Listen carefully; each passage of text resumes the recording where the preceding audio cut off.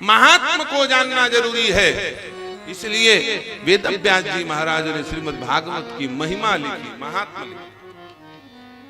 ये 18,000 श्लोकों से और 335 अध्याय से अलग है। ये भागवत महापुराण में नहीं लिखा है इसका महिमा। श्रीमद् भागवत की महिमा भागवत महापुराण में वर्णित नहीं है प्यारे, ये तो स्कंद पुराण से लिया गया है। स्कंद पुराण से भागवत महापुराण की महिमा का बखान श्री वेद व्यास जी करा रहे हैं। किसी ने कहा, व्यास जी आप महापुराण की महिमा श्रीमद् भागवत महापुराण में भी लिख सकते थे, स्कंद पुराण की बात भागवत में क्यों लिख रहे हो? अच्छा ईमानदारी से बताओ, कोई आदमी अपने मुंह से अपनी बड़ाई करे, महिमा बखान करे, तो लोग उसकी महिमा को मानेंगे? चलो उसकी महिमा को मानेंगे क्या? परशुराम शरीर का दुर्धर्ष योद्धा स्वयं भगवान नारायण का अवतार परशुराम जी महाराज अपने मुंह से अपनी महिमा का बखान कर रहे थे। सच बताओ कोई माना? एक जन लड़का घलोक नहीं मानी। लक्ष्मण जी अपने मुंह से अपनी महिमा बखान करोगे ना तो बड़े बुजुर्गों का छोड़ो, छोटे बच्चे भी तुम्हारी बात नहीं मानेंगे। अरे अपने मन से सेखी बघारता, यही कहेंगे कि नहीं कहेंगे? बार बार परशुराम कह रहे थे कि मैंने धरती को कई बार क्षत्रियों से विहीन कर दिया।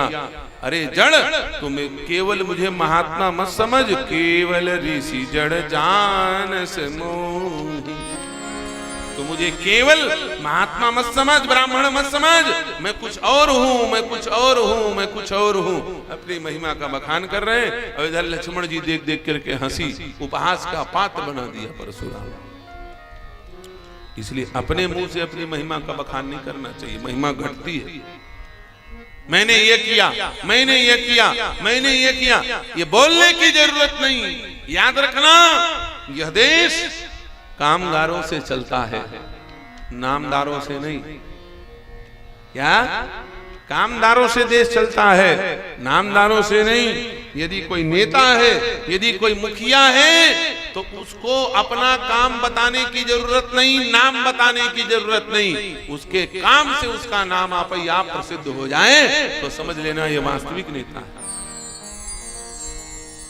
और काम कर लिए 1 करोड़ का और 5 करोड़ का प्रचार कर रहे हैं तो समझ लो मामला गड़बड़ है, ये मामला गड़बड़ है। और सबसे ज्यादा पैसा इसी में बर्बाद होता है राज्य और केंद्र का। क्यों? पोस्टर बड़े बड़े, उधर अच्छे दिन आएंगे चल रहा है छत्तीसगढ़ में गढ़बो नवा छत्तीसगढ़ चला कोंडार गढ़ थे मुल्दिक भी नहीं करे, कोंडार ले गढ़ावा थे। चाहे केंद्र हो चाहे राज्य हो। अरे जब काम कर रहे हो तो बताने की क्या जरूरत? जनता को तो आप ही पता चल जाएगा। आप काम करो ना। राम राज्य का कहीं पर प्रचार पोस्टर लगा था क्या उस जमाने में? नहीं दरिद्र को दुखी न दीना, नहीं दरिद्र को दुखी न दीना, नहीं को अबोधन लक्ष्य नहीं ना, नहीं को अबोधन लक्ष्य नहीं ना। राम राज्य में कोई व्यक्ति अनपढ़ नहीं, 100% साक्षरता। नहीं दरिद्र, कोई बेरोजगार नहीं, सबको बेरोजगारी से मुक्ति दिला दिया है राम जी ने। दुखी कोई नहीं, सबको न्याय मिल रहा है। नहीं दरिद्र को दुखी न दीना, नहीं को अबुध न लक्ष्य नहीं। सब पावन सब बिरुज शरीरा, हर व्यक्ति पवित्र है।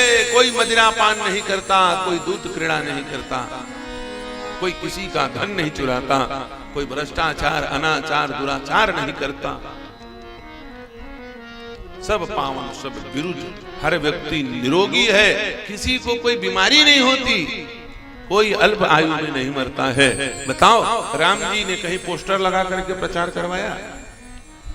जब आपकी प्रजा प्रबुद्ध हो जाएगी आपके कारण, तो याद रखना नेताओं, आपको अपना प्रचार करने की आवश्यकता नहीं पड़ेगी। ये पब्लिक है, ये सब जानती है, आप ही आप प्रचार करना शुरू कर दी कि हमको फलाने ने पढ़ाया। जनता काम देखती है, नाम थोड़ी देखती है। इसलिए अपनी महिमा का बखान अपने मुंह से नहीं करना चाहिए। भागवत महापुराण यदि अपना महात्मा खुद बताने लगे तो भागवत महापुराण की महिमा समाप्त हो जाएगी। इसलिए भागवत के जमानत के लिए स्कंद पुराण को खड़ा कर दिया। मान लो 18 पुराण 18 व्यक्ति हैं, है कि नहीं? आप भी जब जाते हो नामांकन भरने के लिए तो किसी जमानतदार बना के ले जाते हो ना, वैसे ही श्रीमद् भागवत महापुराण के जमानतदार कौन? श्री स्कंद पुराण। स्कंद पुराण के 6 अध्याय हैं जिसमें भागवत महापुराण की महिमा लिखी गई है।